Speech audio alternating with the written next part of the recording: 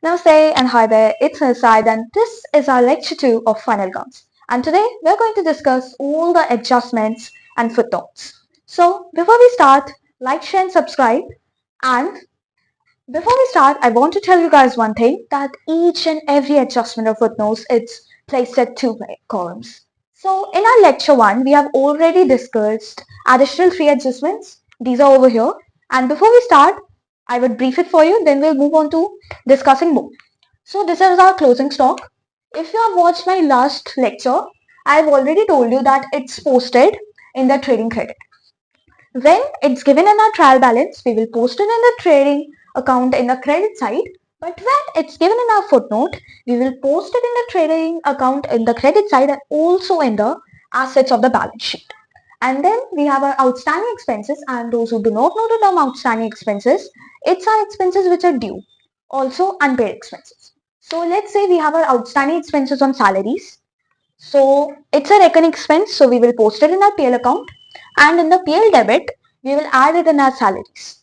And then we will post it in our liabilities as in the name of outstanding expense. And now to move on, we will discuss our bad debts. So again, it's a recurring expense. So we will post it in our PL debit as its expense, and in our assets, we have posted our debtors. So we will less it from the debtors. And now to move on, we will discuss depreciation. Debt. So again, it's a recurring expense. So of course, we will post it in our PL debit. And let's say our depreciation was on our plant and machinery. Plant and machinery. So now in the assets, we have posted our plants. So we will less it from the plant amount. Okay. And now to move on, we will now discuss our accrued income. Accrued income. So it's our income which we have gained but have not yet received. So it's our income, and what do we post in our PL credit? All our incomes. So of course we will post it in a PL credit, and as it's my money and it's my income, so we'll post it in the assets. And now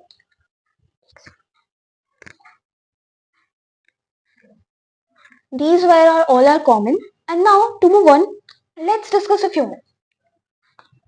What if, well, we have our depreciation over here, and what if it was appreciated? Appreciated. So we'll post it in a PL credit as we are gaining, and we will add it in assets on whatever asset we are putting the appreciation. And then we will move on to discussing prepaid expenses.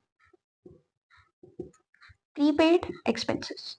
So prepaid expenses means my expenses amount which I have already paid in advance. You could also call it advance. So prepaid, as of course it's an expense and it's recurring, we will post it in the PL debit, and we'll post it in the assets. And now let's move on to doing some case studies.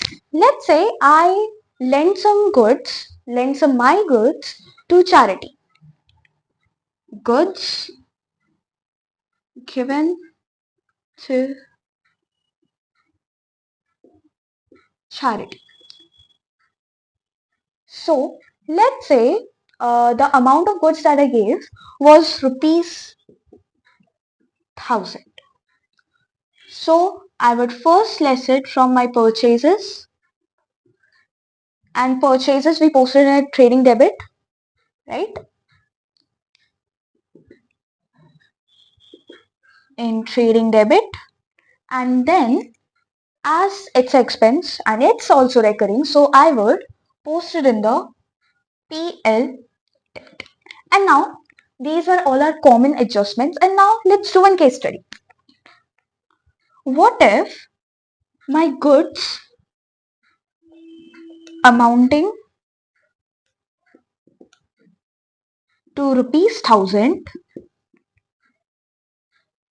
was burnt? And let's say over here I received 800 rupees, but my 200 rupees was not get. So 200 rupees, my abnormal loss.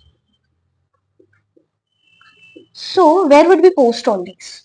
So first, this, the 1000 money amount, I would less it from my purchases, and purchases are in our trading debit. And then the 800 rupees that I have received, I would post it in assets. But what about the 200 rupees that I have lost? So I would post it in the PL debit as it's a loss and it's recurring, and I would term it as abnormal loss in PL. So these were all our adjustments. I would move aside so you guys could take a screenshot. And now these were all our adjustments, and I hope that these would help you in solving your sums and getting good marks. So I'll see you guys in the next video. Till then, bye. Namaste.